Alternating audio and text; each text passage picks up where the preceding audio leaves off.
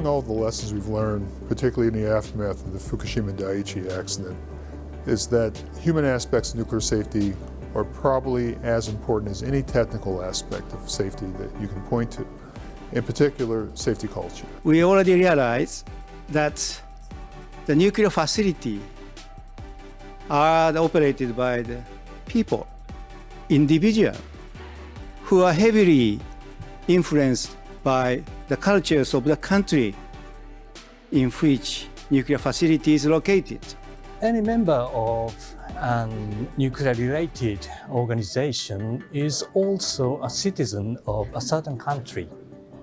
Their attitude and behavior are affected by the cultural traits of that country. For example, we Japanese are said to be diligent and pay attention to the details.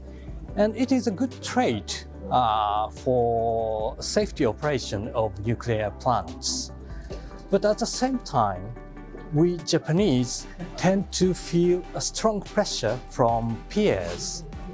And this makes it difficult to challenge majority opinions. And this is not a good trait from a perspective of safety. で、3つの大事な要素があると思っておりまして、一つがですね、いわゆるその風土、組織の風土ですね。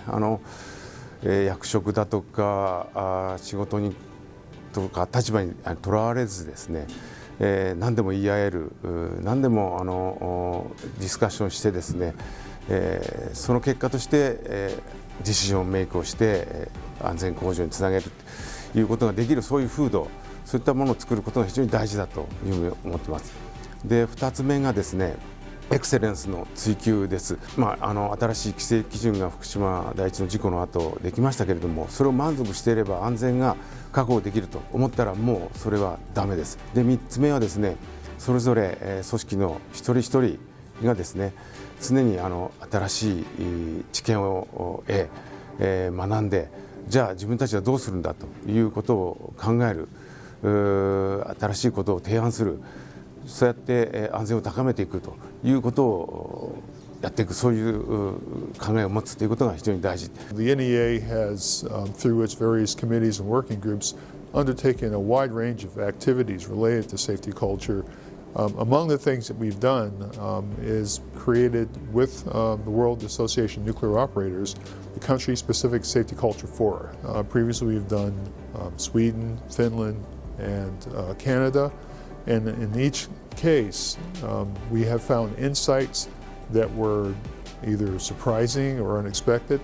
That shows how every culture has very positive aspects that reinforce safety, but also there might be some challenges that have to be dealt with. And we're here in Japan to apply what we've learned about the Japanese culture and how it affects safety culture. This is all put together to enable people in a host country to talk among themselves. And we simply facilitate a process using role-playing.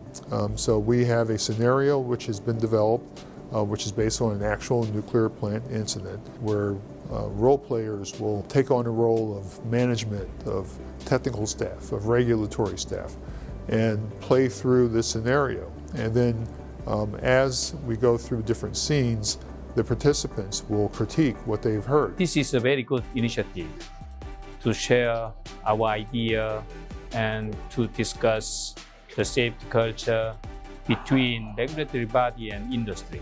We have a same goal in terms of nuclear safety. We have a same collective commitment to enhance nuclear safety culture.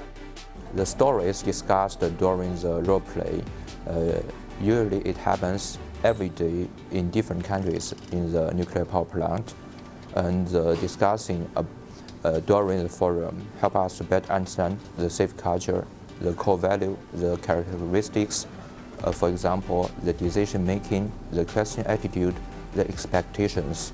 Through discussions, we find something about our national culture and potential impact on safety culture. It's not a matter of good or not, but to get a better understanding about our culture. The country-specific safety culture forum provides collective learning experience to participants And also it provides a common shared space that everyone can say freely without fear. And also even the forum provides interpretation from outsider by inviting international guests. The Safety Culture Forum format does have applicability for other countries. It's not just particular to Japan, it's something that will benefit all countries across the globe because each country has its own national identity and its own cultural traits. The approach to the Safety Culture Forum involves a number of pre-interviews with various organisations and individuals within Japan. We come and do the Safety Culture Forum, which is a couple of days.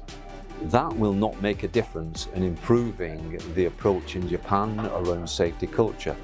What it needs is collective commitment and delivery of associated actions to improve the positive facets that have been identified, but also to tackle the negative biases that perhaps don't have a positive impact on safety culture within Japan. After a huge amount of work, months of interviews, future report that will be put out together, it's very important that the recommendations and conclusions as documented in the report receive thoughtful attention, that they are shared with stakeholders. They need to become an action item and they need to be taken seriously. Why is it important? Because when everyone takes safety seriously and makes safety a priority, it reduces risk and it prevents accidents and it ensures protection of the public and the environment.